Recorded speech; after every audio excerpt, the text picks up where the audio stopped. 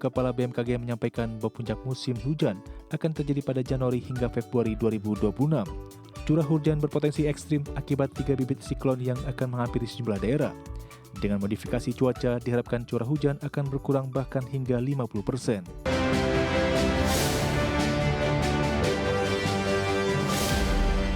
Ya, pemirsa, waspada cuaca buruk saat libur Natal dan Tahun Baru. BMKG memprediksi akan ada bibit siklon pemicu hujan ekstrim di sejumlah wilayah.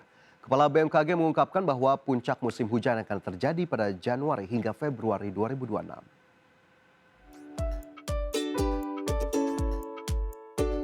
Suasana sukacita makin terasa jelang libur Natal dan Tahun Baru. Di tengah persiapan sambut Nataru, BMKG mengajak masyarakat agar waspada terhadap potensi cuaca ekstrim yang diprediksi akan melanda sejumlah wilayah Indonesia. Dalam rapat Kabinet Paripurna Senin lalu, Kepala BMKG menyampaikan bahwa puncak musim hujan akan terjadi pada Januari hingga Februari 2026. Curah hujan berpotensi ekstrim akibat 3 bibit siklon yang akan menghampiri sejumlah daerah.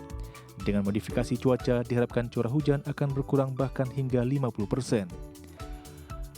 Operasi penyamaian awan nantinya akan dilakukan di 6 wilayah kunci.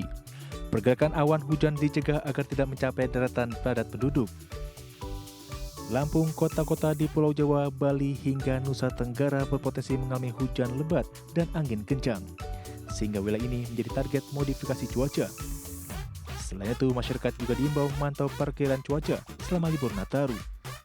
Rayakan Natal dan Tahun Baru dengan sukacita, namun tetap waspada terhadap cuaca agar momen kebersamaan bersama keluarga jadi nyaman dan berkesan. Tim Liputan, ID Action. Pemirsa, langkah ekspansi grup Chandra Asri terus berlanjut melalui pemberian pinjaman antar entitas. PT Chandra Daya Investasi Tbk memberikan fasilitas pinjaman 95 juta dolar Amerika kepada Chandra Asri Capital Pte Ltd untuk mendukung akuisisi dan pengembangan jaringan SPBU di Singapura. PT Chandra Daya Investasi Tbk atau emiten berkode saham CDIA memberikan pinjaman senilai 95 juta dolar Amerika Serikat atau sekitar 1,6 triliun rupiah kepada Chandra Asri Capital Pte Ltd. Perusahaan penerima pinjaman bergerak di sektor penyediaan SPBU dan beroperasi di Singapura. Chandra Asri Capital merupakan entitas usaha PT Chandra Asri Pacific Tbk melalui anak usaha Chandra Asri Trading Company Pte Ltd dengan kepemilikan 100%. Sementara itu, CDIA sendiri dimiliki 60% oleh Chandra Asri Pacific sehingga transaksi ini dikategorikan sebagai transaksi afiliasi. Presiden Direktur CDIA Franciscus Aryawan juga menjabat sebagai Direktur di Chandra Asri Capital.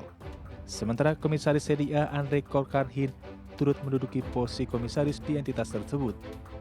Pinjaman diberikan untuk mendukung investasi Chandra Asri Capital di bidang SPBU guna memperkuat bisnis energi grup Prajogo Pangestu di Singapura. Sebelumnya grup ini telah mengakuisisi jaringan SPBU ESO milik ExxonMobil di negara tersebut. Perjanjian pinjaman ditandatangani pada tanggal 18 Desember 2025 dan berlaku hingga 31 Desember 2030. Dana pinjaman akan digunakan untuk kebutuhan operasional dan investasi dengan ketentuan hukum yang berlaku adalah hukum Singapura. Tim Liputan, ID Action. PT Moris Capital Indonesia selaku pengendali baru PT Multi Makmur Lemindo Tbk resmi meluncurkan penawaran tender wajib atas saham PIPA. Aksi korporasi ini dilakukan setelah Moris Capital mengakuisisi 43,78% saham dan mengambil alih pengendalian perseroan. PT Moris Capital Indonesia selaku pengendali baru PT Multi Makmur Lemindo Tbk emiten berkode saham PIPA resmi mengumumkan rencana penawaran tender wajib atau mandatory tender offer. Ini merupakan konsekuensi atas perubahan pengendalian saham perseroan sesuai dengan ketentuan pasar modal. Dalam aksi ini MCI menyiapkan dana maksimal sebesar 93,45 miliar rupiah untuk menyerap saham publik PIPA. Harga penawaran ditetapkan sebesar Rp54,47 per saham, sesuai ketentuan berdasarkan rata-rata harga tertinggi perdagangan selama 90 hari terakhir di Bursa Efek Indonesia. MCI resmi menjadi pengendali setelah mengakuisisi 1,5 miliar saham atau setara dengan 43,78% dari modal di store dan ditempatkan PIPA. Selain perubahan ini, MCI menyiapkan arah strategi baru untuk mengembangkan bisnis perseroan ke sektor energi dan logistik. Manajemen MCI menilai pipa memiliki potensi strategis untuk menjadi bagian dari ekosistem distribusi energi nasional yang terintegrasi. Kedepan, pipa dirancang memperluas usaha perdagangan dan logistik BBM termasuk pengembangan fasilitas penyimpanan serta jaringan distribusi darat dan laut. Penawaran tender wajib dijadwalkan berlangsung mulai tanggal 23 Desember 2025 hingga 22 Januari 2026 dengan pembayaran pada 3 Februari 2026. MCI menegaskan tidak memiliki rencana delisting atau likuidasi, serta menyatakan kesiapan dana untuk memenuhi seluruh kewajiban dalam aksi ini. Tim Liputan ID Action. PT Triputra Agro Persada Tbk memperkuat struktur permodalan dengan mendapatkan tambahan fasilitas kredit modal kerja dari Bank CIMB Niaga. Langkah ini dilakukan di tengah ekspansi usaha dan kinerja keuangan perseroan yang tumbuh signifikan sepanjang tahun 2025. PT Triputra Agro Persada Tbk atau emiten berkode saham TAPG mendapatkan tambahan plafon kredit modal kerja dari PT Bank CIMB Niaga Tbk. Berdasarkan keterbukaan informasi tanggal 22 Desember 2025, total plafon kredit yang diterima TAPG tercatat sebesar Rp300 miliar. Corporate Sekretari TAPG Joni Cheng menyebut penandatanganan perjanjian kredit dilakukan pada tanggal 19 Desember 2025. Penambahan plafon ini diberikan melalui anak usaha TAPG yaitu PT Agro Multi Persada beserta entitas anak perusahaannya.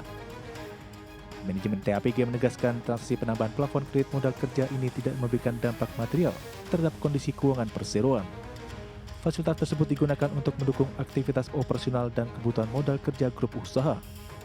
Seiring dengan penguatan pembiayaan, TAPG bersedia meresmikan fasilitas produksi biokokas di Kalimantan Barat pada tanggal 9 Desember 2025.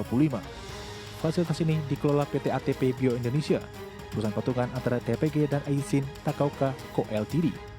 Hingga kuartal 3 2025, penandatanganan TAPG tercatat Rp8,20 triliun atau naik 31,48% dibandingkan bersama tahun sebelumnya. Laba bersih TAPG melonjak 65,69% menjadi Rp2,67 triliun dengan laba per saham meningkat menjadi Rp135 per saham. Tim Liputan ID Action. PT MNC Tourism Indonesia Tbk atau emiten berkode saham KPIG merampungkan aksi penambahan modal tanpa hak memesan efek terlebih dahulu melalui private placement. Langkah ini dilakukan untuk memperkuat struktur permodalan sekaligus mendukung pengembangan proyek strategis kawasan ekonomi khusus MNC Lido City. Berdasarkan keterbukaan informasi tertanggal 22 Desember 2025, PT MNC Tourism Indonesia Tbk atau emiten berkode saham KIPG menyelesaikan aksi private placement pada tanggal 18 Desember 2025. Emiten pariwisata milik grup MNC ini menerbitkan saham baru dalam rangka penambahan modal tanpa HMETD. Dalam aksi koperasi tersebut, KIPG menerbitkan sebanyak 1,78 miliar saham baru dengan nilai nominal Rp100 per saham. Harga pelaksanaan private placement ditetapkan Rp140 per saham, sehingga perseroan berhasil menghimpun dana sekitar Rp250 miliar. Manajemen KPIG menyampaikan seluruh dana hasil private placement akan digunakan untuk mendukung pengembangan dan pembangunan proyek KEK MNC Lido City. Dana tersebut akan memperkuat struktur permodalan dan keuangan perseroan, termasuk pembiayaan proyek pengembangan ke depan. Hingga 30 September 2025, pendapatan KIPG tumbuh 66,1% secara tahunan menjadi Rp2,1 triliun. Perseroan bukan EBITDA Rp820,2 miliar dengan laba bersih Rp625,9 miliar, serta total aset mencapai Rp35,8 triliun. Tim Liputan ID Action.